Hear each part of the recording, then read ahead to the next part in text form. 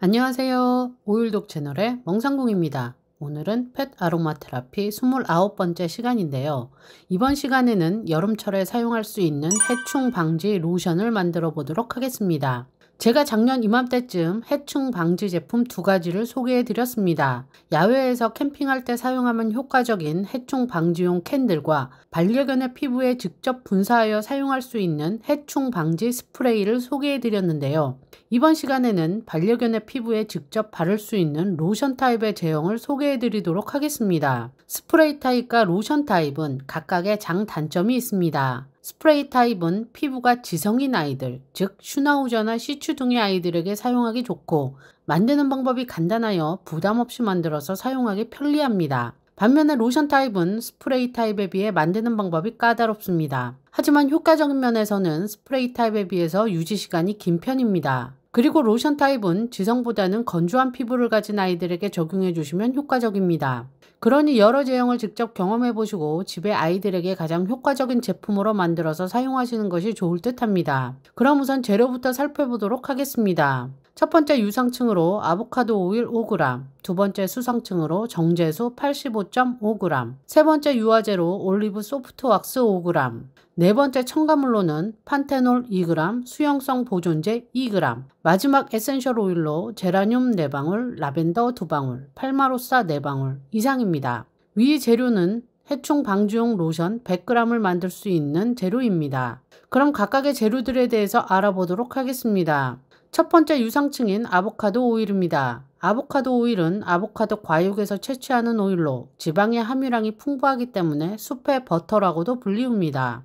그리고 아보카도 오일은 무거운 오일로 자체적으로 보습 효과가 있지만 에센셜 오일과 혼합하여 사용함으로써 에센셜 오일의 유효 성분이 피부에 잘 흡수되도록 돕는 역할을 합니다. 화장품의 사용 시 침투성이 높아 피부를 매끄럽게 하는 효과가 있습니다. 또한 건조한 피부와 노화된 피부에 스킨케어용으로 사용하면 효과적입니다. 그리고 아보카도 오일은 미약하게 자외선 차단 효과가 있는 오일입니다. 두 번째로 수상층입니다. 오늘 만들 로션은 정제수를 사용합니다. 기존에는 에센셜 오일과 같은 계열의 플로럴 워터를 사용해 왔는데요. 오늘 제가 선택한 오일들의 플로럴 워터가 없기 때문에 정제수를 사용합니다. 꼭 플로럴 워터를 사용하고 싶으시다면 로즈마리 워터나 페퍼민트 워터 정도를 사용할 수는 있지만 그렇게 되면 향도 섞이고 에센셜 오일 3종류와 플로럴 워터 1종류, 총 4종류가 섞이게 되니 가급적이면 정제수 사용을 권해드리겠습니다. 그럼에도 불구하고 나는 플로럴 워터를 꼭 사용하고 싶으시다면 차라리 로즈 워터를 사용하시기 바랍니다. 세 번째로 소개해드릴 재료는 유화제입니다. 오늘 제가 선택한 유화제는 올리브 소프트 왁스입니다. 지난번 보습 로션을 만들 때 사용했던 유화제는 올리브 왁스였는데요. 이름에서 눈치채셨겠지만 올리브 왁스에 비해 오늘 사용할 올리브 소프트 왁스는 점도가 떨어지는, 즉 저점도의 유화력을 가지고 있습니다. 그래서 오늘 만드는 로션은 스프레이 용기에 넣어 사용하셔도 무방할 정도의 저점도를 가집니다. 제가 오늘 올리브 소프트 왁스를 선택한 것은 특별한 이유는 없습니다. 보습 로션을 만들 때와 다른 재료를 소개해드리고 싶었기 때문인데요. 만약 로션 정도의 점도를 원하시는 분은 그냥 올리브 왁스를 동일한 양으로 사용하시면 됩니다.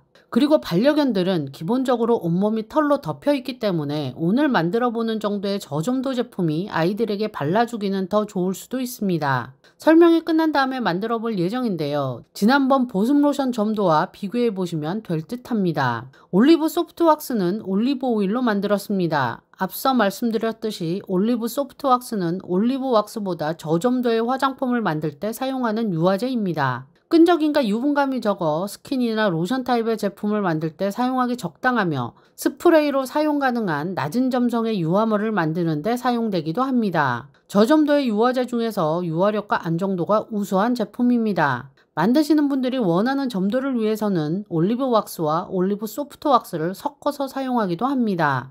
다음으로 첨가물입니다. 이번에 첨가할 첨가물로는 지난 브러싱 스프레이를 만들 때 사용했던 판테놀입니다. 그리고 제가 또 말씀드리지만 첨가물은 없다면 넣지 않으셔도 되고 다른 것을 넣어주셔도 됩니다. 실크 아미노산, 스쿠알란 등등 가지고 계신 것을 넣어주시면 되겠습니다. 단 가능하시면 수용성 제품을 넣어주시길 부탁드리겠습니다. 다음 첨가물로는 수용성 보존제입니다. 즉 수용성 방부제입니다. 오늘 만들 제품은 물의 양이 대부분이기 때문에 수용성 보존제를 넣어주셔야 하고 넣지 않으시면 넣어주시는 것에 비해 보존기간이 짧아지기 때문에 단기간에 사용하시는 것이라면 안 넣어주셔도 됩니다. 수용성 보존제를 넣으신다면 냉장 보관 시 3개월 정도 안에 사용해 주시는 것이 좋고 보존제를 넣지 않으신다면 냉장 보관 시 1개월 안에 모두 사용해 주시는 것이 좋겠습니다.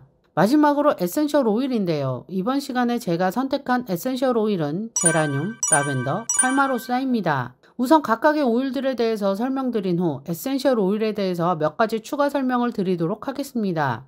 첫 번째로 제라늄 오일입니다. 제라늄 오일은 주성분이 알코올로 젠틀하고 안전한 오일에 속합니다. 그리고 대표적인 해충 방지용 오일입니다. 진드기, 옴, 모낭충에 도움이 되며 벼룩 등의 곤충 기피제로 사용됩니다. 또한 세포재생 능력이 있어 상처나 화상 등의 처치에 권합니다. 항곰팡이 성분이 있어 반려동물의 귀감염에 처방하면 효과적인 오일이기도 합니다. 발행적인 측면으로는 스트레스, 신경긴장, 우울, 두통, 불안 완화에 적용하면 효과적입니다. 신경계에 미치는 제라늄의 효능은 진정 및 고무작용입니다. 라벤더 오일은 동물에게 있어 가장 무난하게 많이 사용되어지는 오일입니다. 라벤더는 벌레 퇴치제 및 가려움증과 긁음을 방지하면서 벌레 물린 곳 치료에도 도움이 됩니다. 또한 통증, 면역을 도와줄 뿐 아니라 항박테리아, 항감염의 효과를 가지고 있는 기능적 오일이기도 합니다. 발행적인 측면으로는 신경계를 조화시키는 기능이 있습니다. 그러므로 스트레스로 인해 불면증에 효과가 있고 편두통과 두통에 적용하면 효과적인 오일이기도 합니다. 스트레스로 인해 잠을 잘 못 자는 반려견이 있다면 발행적으로 적용해 주셔도 좋겠습니다. 마지막으로 팔마로사 오일입니다. 팔마로사 오일은 벌레 퇴치제로 사용 시 효과적인 오일입니다. 그리고 항박테리아, 항바이러스, 항세균, 항감염의 효과를 가지고 있는 오일이기도 합니다. 피부에 적용 시는 세포의 생육을 촉진해주고 피지 생성의 균형을 유지하도록 도와줍니다. 또한 말라리아 수용체에 11시간까지 완벽하게 방어하기도 합니다. 귀의 스팜과 민감함에 적용하면 수렴 효과와 스킨케어 효과를 얻을 수 있습니다. 발행적인 측면으로는 제라늄과 비슷하게 진정시켜주기도 하고 고무시켜주기도 합니다. 또한 침착하지 못하거나 불안을 완화시켜주는 효과도 있습니다. 이상으로 에센셜 오일에 대한 설명을 모두 마치겠습니다.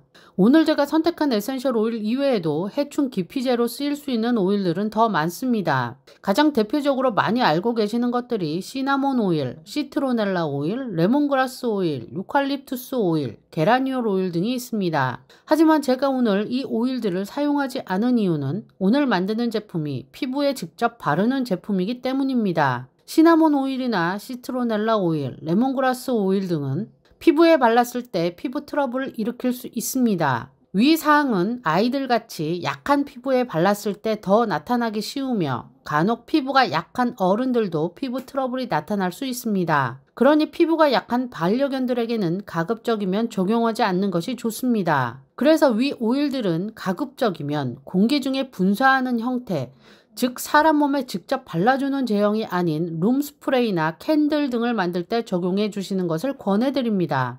그리고 유칼립투스는 해충 방지 기능이 있어 바르는 제형에 적용해 주셔도 되지만 저는 유칼립투스 오일은 호흡기 질환에 적용해 주는 것을 더 선호합니다. 그리고 처음 들어보셨을 듯한 오일로 게라니올 오일이 있습니다. 게라니올 오일은 장미, 시트로넬라, 레몬그라스, 팔마로사, 제라늄 등에 들어있는 성분들을 특정 목적을 위해서 위 오일들에게서 추출한 오일입니다. 특정 목적이라면 고가의 로즈 향을 대신해서 사용하기 위해 만들어진 오일입니다. 그래서 게라니올 오일은 은은한 장미향이 납니다. 그리고 제가 나열한 오일들을 보면 해충 방지에 효과를 가지고 있는 오일들입니다. 그렇기 때문에 게라니올은 강력한 해충 방지 효과가 있는 오일 중에 하나입니다. 그래서 룸 스프레이 등에 이용하시면 해충을 방지하기 위해 아주 좋은 제품을 만들 수 있습니다. 실제로 미국이나 유럽 등에서 출시되는 천연 살충제 제품에 게라니올이 들어가 있기도 합니다. 하지만 그럼에도 불구하고 제가 계란이유를 사용하지 않는 이유는 제가 몇 번 소개해드렸던 스킨 등급이 7등급, 즉 위험 등급입니다.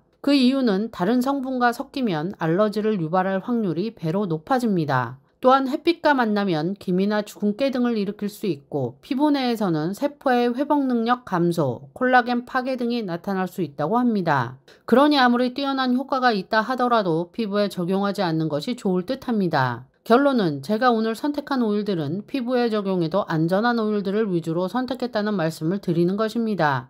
그러니 해충 방지 제품을 만드실 때 어떤 제형으로 만드실지를 결정하고 에센셜 오일을 선택해 주시기를 바랍니다. 피부에 직접 바르거나 뿌려주는 제품으로는 제라늄, 라벤더, 팔마로사를 추천드리고 공기 중에 분사하는 룸 스프레이로는 레몬그라스, 시트로넬라 등을 추천드립니다. 특히 레몬그라스의 경우에는 공기 정화 작용도 있기 때문에 공기 중에 분사하는 방식으로 선택해 주시는 것이 좋겠습니다. 캔들로 적용 시에는 기타 별 고민 없이 선택해 주셔도 무방합니다.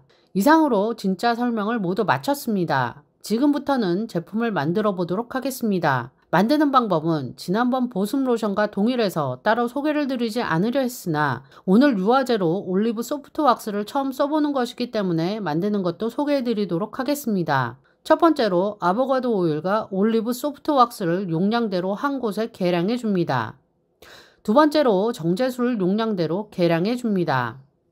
세 번째로 핫플레이트에 오일류와 워터류의 온도가 60도에서 70도 사이가 될 때까지 가열해 줍니다. 아무래도 정제수의 양이 많기 때문에 정제수를 먼저 가열하여 정제수의 온도가 30도 이상으로 넘어가면 그때 오일류를 가열하여 두 개의 온도를 맞춰줍니다. 반드시 두 개의 온도가 같아야 하는 것이 아닌 60도에서 70도 사이가 된다면 그냥 두 개를 섞어주시면 됩니다. 네 번째로 오일류와 워터류를 섞어준 후 유화 작업을 해줍니다. 유화 작업은 핸드블렌더와 주걱을 번갈아 사용하여 진행해 주시면 되겠습니다.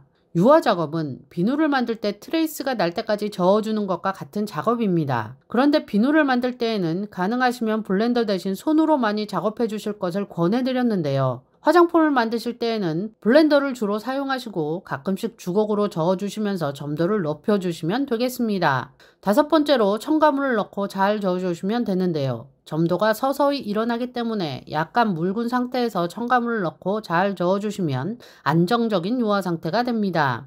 마지막으로 에센셜 오일까지 넣고 잘 저어주세요. 앞서 말씀드렸지만 오늘은 올리브 소프트 왁스, 즉 저점도의 유화제를 사용하셨기 때문에 지금 화면에서 보시는 정도의 점도밖에 되지 않습니다. 즉 스프레이 용기에 사용하셔도 무방한 점도이긴 하지만 그렇다고 스프레이 같지는 않습니다. 다시 한번 말씀드리지만 로션 정도의 점도를 원하시면 유화제로 올리브 왁스를 사용해 주시면 되고 오늘 같은 저점도를 원하신다면 올리브 소프트 왁스를 그리고 그 중간 정도의 점도를 원하신다면 올리브 왁스와 올리브 소프트 왁스를 섞어서 사용해 주시면 되겠습니다. 마지막으로 로션 용기에 담아 주시면 되겠습니다. 이렇게 만든 로션은 만들고 바로 사용하지 마시고 하루 정도는 지난 후에 사용하시기를 권해드립니다. 숙성이라는 표현을 쓰기는 좀 그렇지만 하루 정도 놔주시면 좀 더 안정적인 상태가 되니 하루 정도는 기다려주시는 것이 좋겠습니다. 이상으로 안티버그 로션 만드는 법을 마치겠습니다. 올 여름 야유활동 시 아이들에게 사용하셔서 건강한 여름과 즐거운 시간 보내시길 바랍니다. 오늘 만든 안티버그 로션은 반려견뿐만 아니라 아이들과 어른들 모두 사용하셔도 효과적입니다. 오늘은 이상입니다. 시청해주셔서 감사합니다.